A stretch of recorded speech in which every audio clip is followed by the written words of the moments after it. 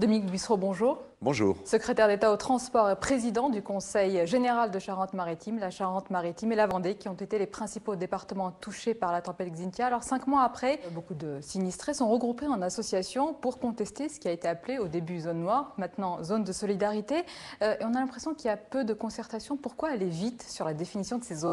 Il y a eu de la précipitation, comme le disent à la fois la commission du Sénat et la commission de l'Assemblée nationale, qui disent d'ailleurs la même chose sur ce point. Le président de la République est venu, il a dit une chose essentielle et forte, il ne faut pas réhabiter dans les zones qui ont été dangereuses. Et je pense que ce qu'il a dit était un peu surinterprété par la technocratie et c'est devenu, dans la tête de certains ou des gens, on va voir arriver des bulldozers sur 2 fils et qui vont filer détruire les maisons. Alors qu'est-ce qu'il faut retenir de ce qu'il a dit précisément ? Il faut garder ce que le président a dit également dans le Var, c'est-à-dire partout où il y a un véritable danger, en effet, essayer d'empêcher la reconstruction, donc permettre l'achat de la maison, ce qui a été entamé.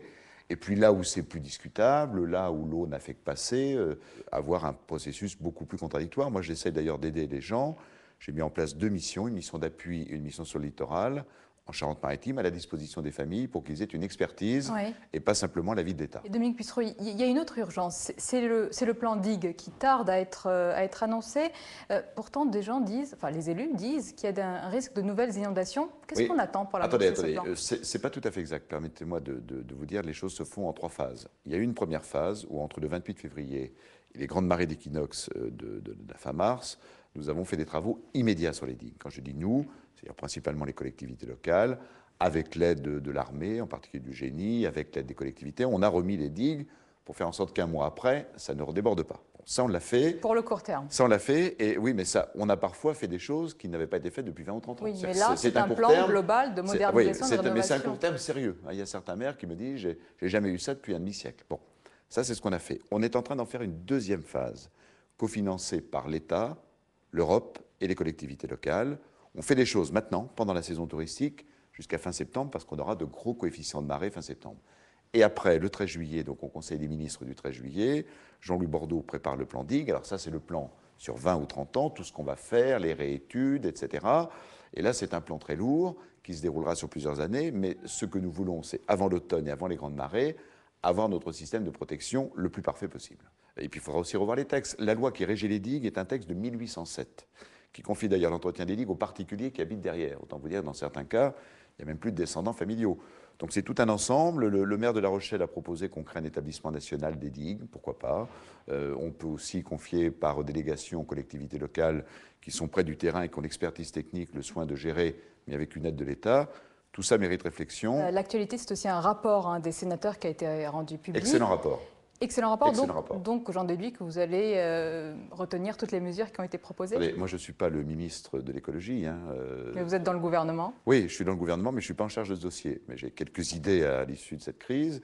Je trouve que ce que les sénateurs disent sur la gestion elle-même de la crise, l'organisation des secours, la manière dont on peut prévenir les gens, la manière dont on a immédiatement engagé les éventuelles démolitions dans le cadre des zones de solidarité, je trouve qu'ils disent des choses bien, de manière juste. Moi, je suis d'ailleurs allé témoigner et je me suis exprimé en tant que citoyen, pas en tant que membre du gouvernement. J'aurais dit ce que j'avais sur le cœur et comment j'avais ressenti cette crise, ce qui avait bien marché et ce qui avait moins bien marché. Dans ce rapport, les sénateurs parlent du système d'alarme, d'alerte. Ils proposent plusieurs solutions et ils disent que jusqu'à maintenant, en fait, tous ces systèmes, ils n'ont pas été compris par les élus. Est-ce qu'il y a un dysfonctionnement à ce niveau ? C'est pas forcément les élus. Vous savez, la France, le littoral français, il part de Dunkerque, il s'arrête à Hendaye, il repart à Portbou, plus l'outre-mer, plus les rives des fleuves. Donc on ne peut pas installer des systèmes d'alerte extrêmement précis partout. Mais on peut faire, comme on l'avait fait après les crues, par exemple dans le Gard, avoir dans les endroits où on sait qu'il y a une menace importante, des systèmes d'alerte par SMS sur les portables des gens, par appel téléphonique généralisé. Il y a d'ailleurs des communes qui ont passé des contrats avec des sociétés qui organisent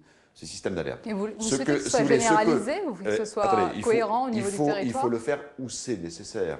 Parce que si nous avons eu cette catastrophe, c'est parce que nous avons eu la conjonction historique d'un très fort coefficient de marée, d'un très bas niveau barométrique et en même temps de vents violents. Le tout en plein milieu de la nuit et en plein hiver. Ça a une chance sur 10 000 de se reproduire. Dominique Bussereau, il y a certains élus qui semblent encore réticents, qui continuent aujourd'hui de construire sur des zones inondables. On a l'exemple de l'aéroport de Nice. Que fait l'État face à ces élus? Vous savez, tout le littoral français est inondable. Hein. Une plage par nature est recouverte par l'eau. Donc, soit on décide... alors, ce sont des zones à risque ou pas? Soit on décide, on n'a plus d'habitation à 1 km ou 2 de la mer sur tout le littoral français, et même à Paris, on recule et on détruit des bâtiments qui sont situés en bordure de Seine, soit on essaie de vivre avec le risque. On ne peut pas être dans une société dans laquelle il n'y a pas de risque. Je voudrais combattre l'idée, en tout cas pour la Charente-Maritime. Je connais moins bien la Vendée, qui a été propagée par certains journalistes après ces événements. Tout ça était la faute de maires, qui étaient des espèces de gens qui voulaient urbaniser partout, etc. Les maires ne font pas n'importe quoi. Je pense qu'en Vendée, les constructions à la faute et ailleurs, ça pouvait se discuter. Mais je ne connais pas bien l'écosystème local. Dominique Bussereau, que répondez-vous à ceux qui disent, entre autres, c'est Ségolène Royal, que l'État, que le gouvernement empêtrerait dans ses affaires, dans les affaires aujourd'hui, il n'est pas au rendez-vous alors que les gens souffrent? C'est un mensonge effronté, mais c'est souvent le cas avec Mme Royal.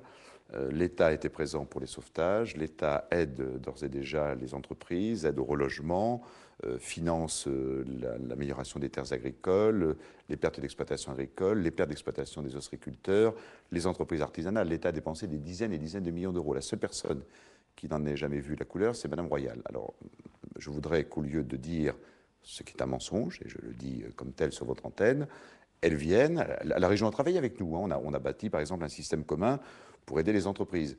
Mais sur les digues, au lieu de se répandre sur les plateaux, il suffit de faire voter une délibération par le Conseil régional de Poitou-Charentes et l'opposition la votera immédiatement pour dire que, comme la région Pays de Loire, la région Poitou-Charentes participera au plan digue à 15, 20, 25%, comme le fait la région voisine. Merci beaucoup, Dominique Bussereau, de nous avoir accordé cet entretien. Merci.